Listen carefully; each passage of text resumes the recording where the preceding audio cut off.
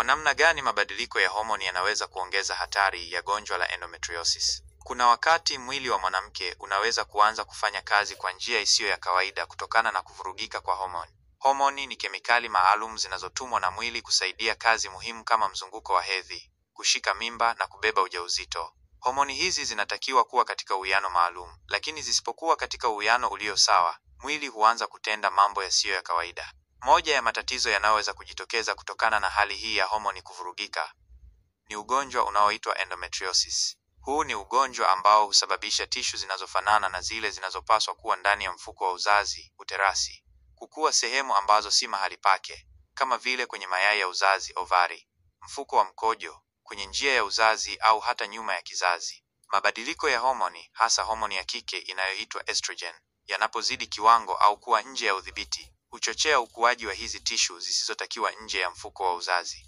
Tishu hizo zikikuwa sehemu isiyo sahihi, huanza kutoa damu kila mwezi kama hedhi, lakini kwa kuwa hakuna njia ya kutoka nje ya mwili, damu hiyo hujikusanya na kuleta maumivu makali, kuvimba kwa tumbo na wakati mwingine kushindwa kushika mimba. Hali hii husumbua sana kimwili na kiakili, na ni muhimu kugunduliwa mapema na kutibiwa kwa njia sahihi, ili kuondoa usumbufu na madhara ya baadaye kama vile utasa au maumivu ya kudumu.